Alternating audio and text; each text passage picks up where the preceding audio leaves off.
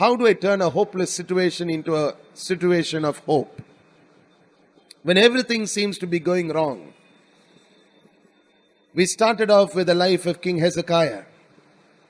He had got something that was terminal in his body. It was not God's will that he must die of a terminal sickness, but somehow this terminal sickness had got a hold of him and he'd been slack about it. Till finally the prophet Isaiah came and told him, set your house in order and you're going to die. And immediately King Hezekiah did something. The something that he did was tremendous for a person of his times. He turned his face to the wall and prayed. And that's the basic thing that we're talking about, that every man and woman must learn to do in their lives as well. Take your eyes off circumstances and put your eyes on God. சூழ்நிலைகளிலிருந்து உங்கள் கண்களை எடுத்து ஜீவ தேவன் மீது உங்கள் கண்களை நீங்கள் வைக்க வேண்டும் என்பதை குறித்து தான் நாம் போதிக்கிறோம்.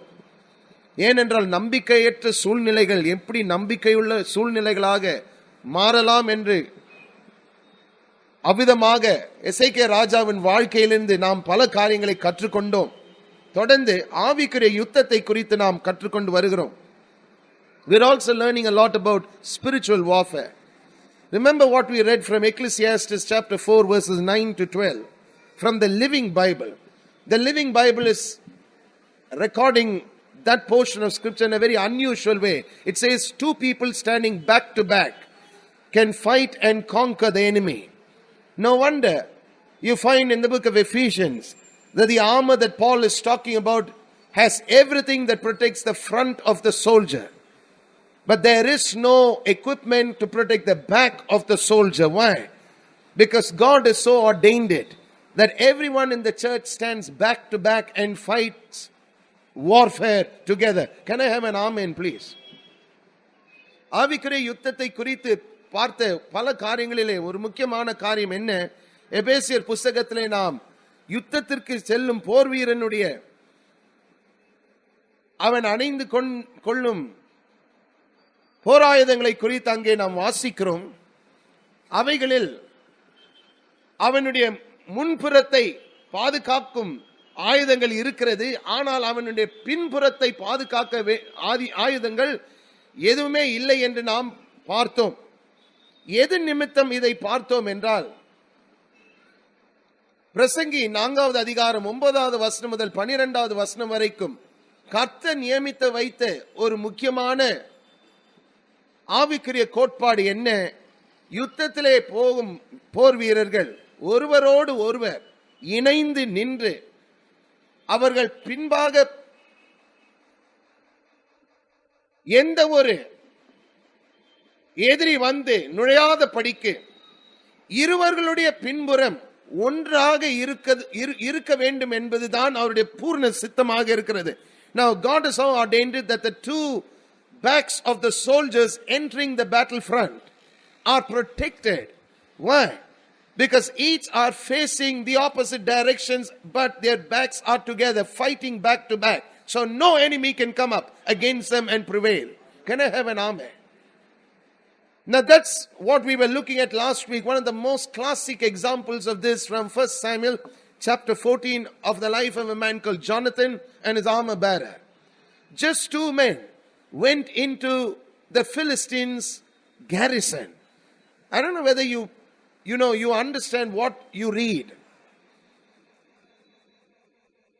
Most don't. They don't understand warfare one bit. They think we're trying to, project something which is not there in scripture. No. Listen, an entire nation's army was standing against Saul, who had 600 men but a different spirit. Two men had a different spirit on them. Jonathan and his armor bearer. They believed that God could do anything with anyone. Saul should have believed it, but he didn't. He was standing under a pomegranate tree. Can you imagine how specific God's spirit can be when he describes to us where Saul was parking himself? He was parking himself in the wrong place. Can I have an amen? Never park yourself in a wrong place. You'll waste time waiting and waiting and waiting for God to do something. And all that he says is you go into the battlefront. and do something and I'll stand and back you. பாருங்கள், இந்த போர்க்களத்துக்குள்ளாக செல்லும் 2 பேர்களை குறித்து நாம் ஏற்கனவே பார்த்தோம். 600 பேர் சவுலோடு இருந்தார்கள். ஆனால் அந்த 600 பேர் ஒரு காரியமும் செய்யவில்லை. பயத்தின் ஆவி கீழாக அவர்கள் நின்று கொண்டு காத்து கொண்டிருந்தார்கள். ஒரு மாதுளம் பழம் மரத்தின் அடியிலே அவர்கள் நின்று கொண்டு அவ்விதமாக அங்கே நின்று காத்து கொண்டிருந்தார்கள் என்று நாம் வாசிக்கிறோம். யோனத்தானை பாருங்கள், அவன் என்ன சொன்னான்? 6வது வசனத்திலே, அநேகம் பேரை கொண்டாகிலும் கொஞ்சம் பேரை கொண்டாகிலும் ரட்சிக்க கர்த்தருக்கு தடை இல்லை என்றான். What an amazing verse 6 is. It's nothing for God to save by many or by few. God can do it. All that he is wanting is a man who's ready to go. The best part is this. Jonathan went into the garrison of the Philistines. As he went, he kept cutting one soldier after another soldier. His armor bearer following him kept cutting down soldiers as well. They knocked down 20 soldiers, but God knocked out the entire army. They knocked down 20 soldiers. God knocked down the entire army. It surprised Saul. It surprised his 600 men. Listen, just because there's a crowd with a lot of people, it doesn't mean anything. What you accomplish for the kingdom of God's expansion is what sets you apart as a winner in life. 600 soldiers standing with the wrong man under a wrong leadership. Do you know something? The moment they saw God jump into the battle, these men came to watch. They had never seen anything like this. One Philistine sword against another Philistine. I mean, the Philistines were killing themselves. And they had never seen something like this. Why? Because God had taken over. He had seen Jonathan and his armor bearer fulfill the scripture. And now God said, I'm going with these men. That's the best news. That's the good news. God will be with the ones who are out there ready to put their lives on the line. Not many are. Few do it. God's with the few. I say God's with the few.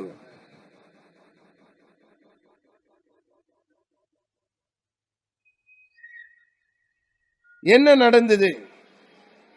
ஒரு பெரிய வெற்றியை அவர்கள் பார்த்தார்கள் என்று நாம் பார்க்கிறோம். இன்னொரு உதாரணத்தையும் நாம் பார்ப்போம்.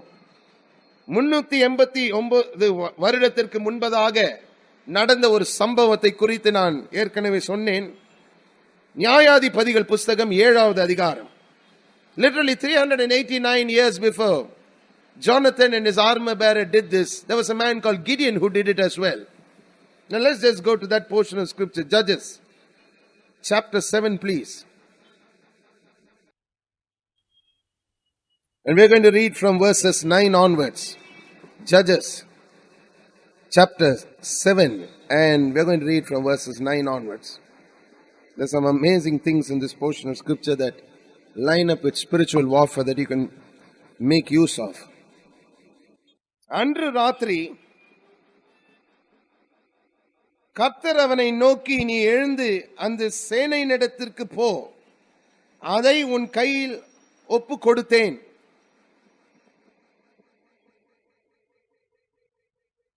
Now what's amazing is this.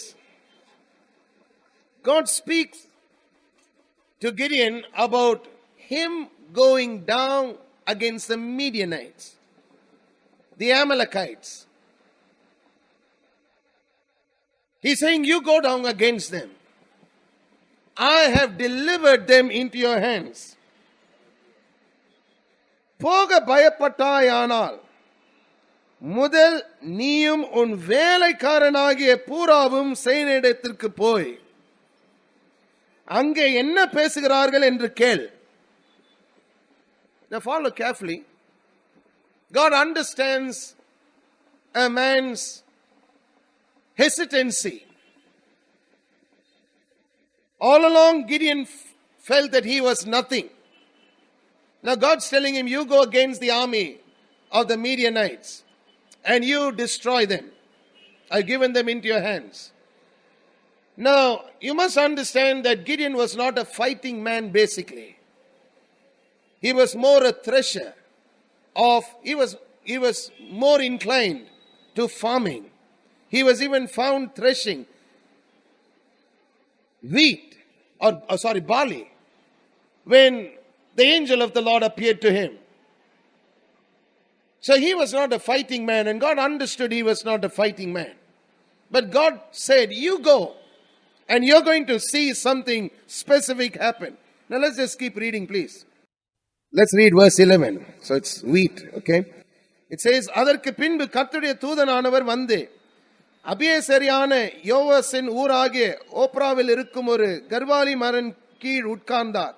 அப்பொழுது அவனுடைய குமாரன் கீதியோன் கோதுமையை மீதியானியரின் கைக்கு தப்புவிக்கிறதற்கு ஆலைக்கு சமீபமாய் அதை போரடித்தான். Now here was a man who was threshing wheat secretly. He was not what you would call a soldier. But look at the first word that God was speaking to him. கர்த்தருடைய தூதனானவன் அவனுக்கு தரிசனமாகி பராக்கிரமசாலியே கர்த்தர் உன்னோடு கூட இருக்கிறார் என்றார். Oh mighty man of valor, the Lord is with you.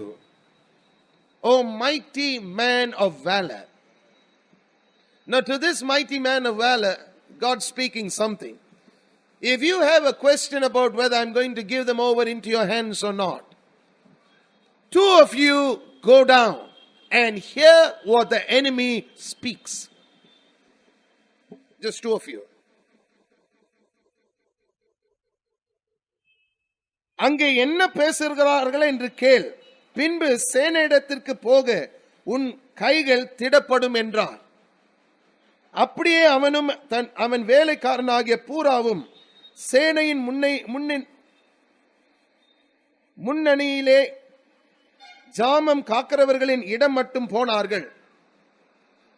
மீதியானியரும் அமலேக்கியரும் சகல கீழ்கத்தி புத்திரரும் வெட்டுக்கிளிகளை போல திரளாய் பள்ளத்தாக்கிலே படுத்து கிடந்தார்கள். Now we are talking about the grand spread of enemy soldiers. Amalekites, Midianites, the people of the south, everybody is congregated there. Sorry, the people of the east, அவளுடைய ஒட்டகங்களுக்கு கணக்கில்லை, கடற்கரை மணலை போல திரளாய் இருந்தது. There's an amazing spread of soldiers, an amazing spread of cattle. And two people are going up. Just two. Gideon வந்த போது ஒருவன் மற்றொருவனுக்கு ஒரு சொப்பனத்தை சொன்னான். அதாவது, இதோ ஒரு சொப்பனத்தை கண்டேன். சுட்டிருந்த ஒரு வாட்கோதுமை அப்பம் மீதியானரின் பாளையத்திற்கு உருண்டு வந்தது. அது கூடாரம் மட்டும் வந்த போது அதை விழ தள்ளி கவிழ்த்து போட்டது. கூடாரம் விழுந்து கிடந்தது என்றான். Now, isn't it amazing that the timing of what the two people would hear was just right? I mean, God can be that accurate. I said God can be that accurate. Some people wonder whether God can be that accurate. He is that accurate. He is sending these two men to listen to something that the enemy is going to talk. The very moment they enter into the camp of the enemy. One man says, I had a dream. The other man says, tell me that dream. It so happens he didn't say, I'll whisper in your ear. He spoke the dream out loud. He said, I saw a loaf of wheat come rolling into the camp, and it knocked down the entire tents. Now see the interpretation. அப்பொழுது மற்றவன், இது யோவாசின் குமாரனாகிய கீதியோன் என்னும் இஸ்ரவேலுடைய பட்டயமே அல்லாமல் வேறே அல்ல. Now who told him about Gideon? Gideon himself felt that he was not anything big. Listen, one of the best things that you must understand is this. I heard a man of God put it like this. He said, it's not important for everybody else to know your name. One place must know your name. Hell should know your name. If hell knows your name, you are making an impact for the kingdom of God.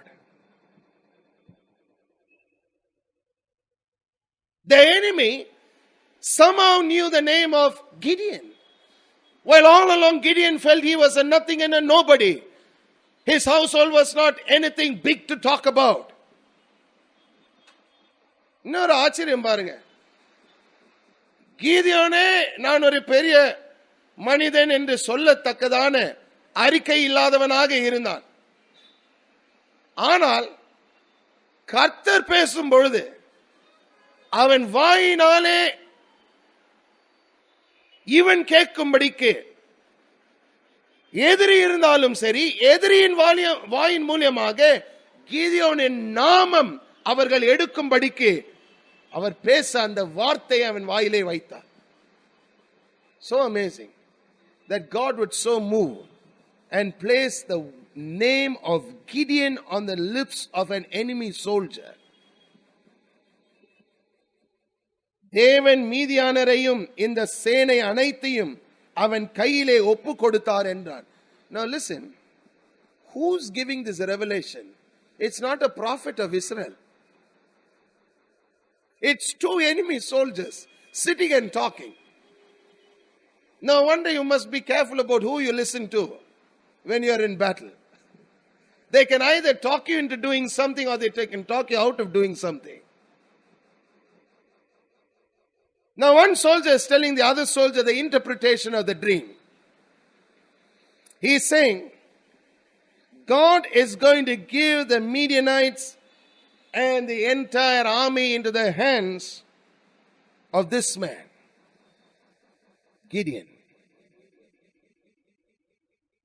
Gideon அந்த சொப்பனத்தையும் அதன் வியார்த்தியையும் கேட்டபோது அவன் பணிந்து கொண்டு இஸ்ரவேலின் பாளையத்திற்கு திரும்பி வந்து, எழுந்திருங்கள், கர்த்தர் மீதியானியரின் பாளையத்தை உங்கள் கைகளில் ஒப்பு கொடுத்தார் என்று சொல்லி அந்த 300 பேரை 3 படையாக வகுத்து அவர்கள் ஒவ்வொருவன் கையிலும் ஒரு எக்காலத்தையும் வெறும் பானையும் பானைக்குள் வைக்கும் தீவட்டியையும் கொடுத்து அவர்களை நோக்கி, நான் செய்வதை பார்த்து அப்படியே நீங்களும் செய்யுங்கள்.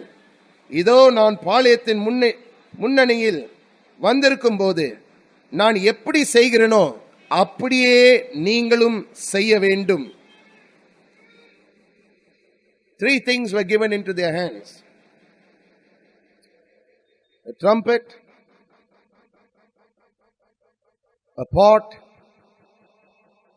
and a light to be kept in it. What an amazing revelation of what the anointing will accomplish in a human vessel of clay.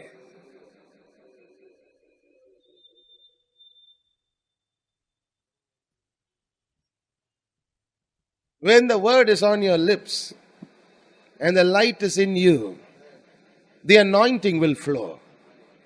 You're a vessel of clay.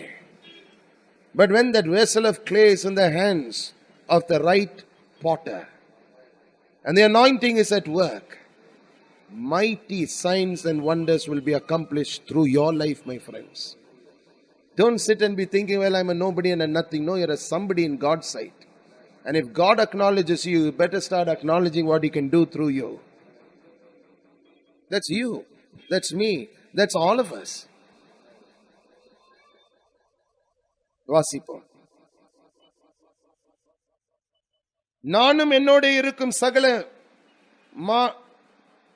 சகலமான பேரும் எக்காலம் ஊதும் போது நீங்களும் பாளையத்தை சுற்றி எங்கும் எக்காலங்களை ஊதி கர்த்தருடைய பட்டயம் கீதியோனுடைய பட்டயம் என்பீர்கள் ஆக என்று சொன்னான்.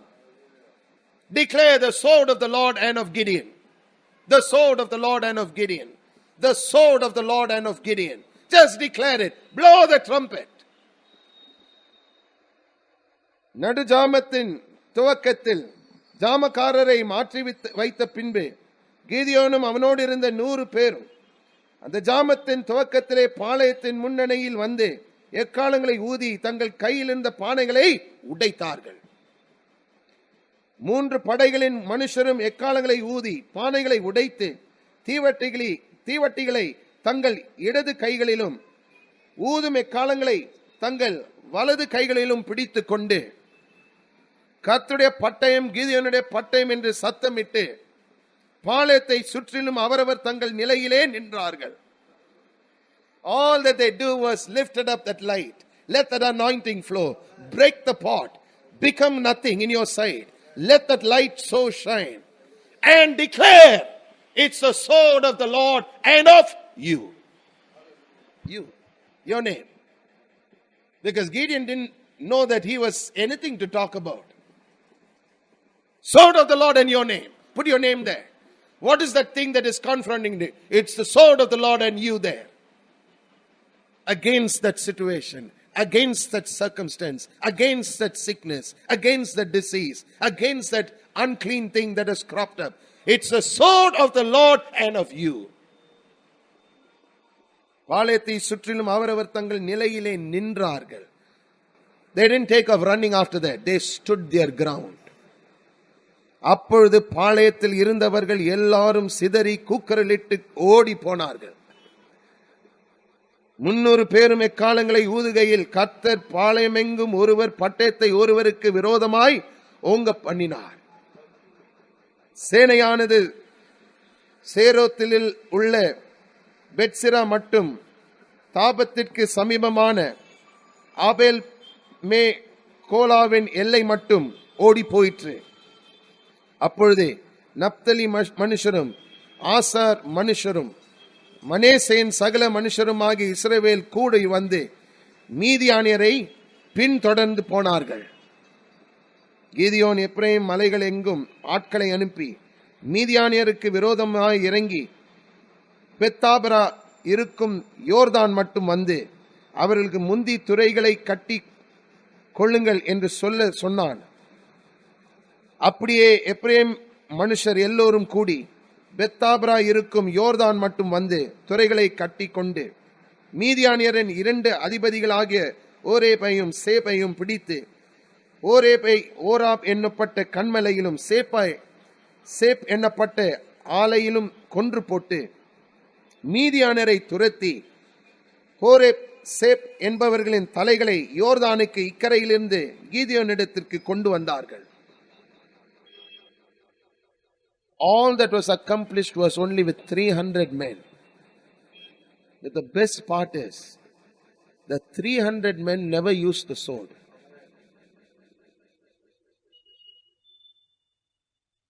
That's why the wisdom of God will make the wisdom of the world foolishness.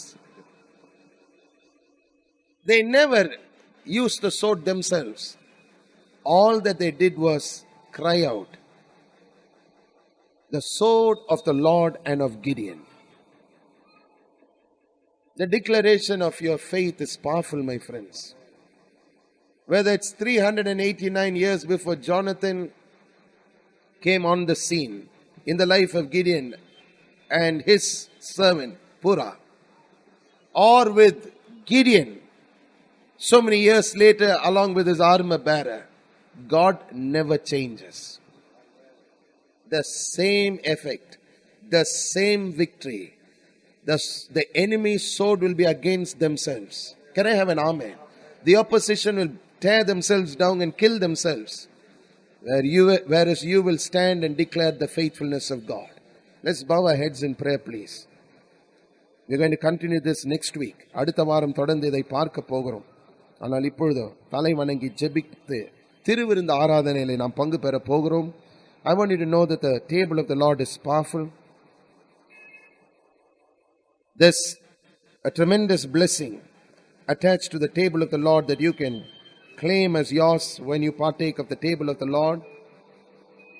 There's healing and deliverance and victory as you partake of this meal that God has placed for us to do in remembrance of Him. இந்த திருவிருந்த ஆராதனையிலே பங்கு பெறும் உங்களுக்கு நான் சொல்ல வேண்டியது என்ன?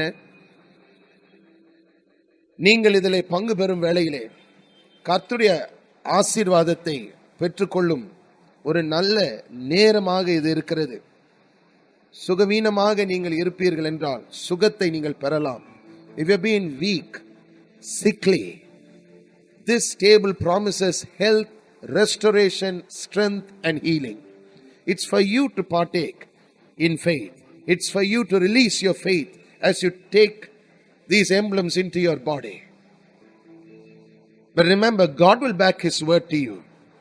Years may come and go. He doesn't change. That's what we've been looking at.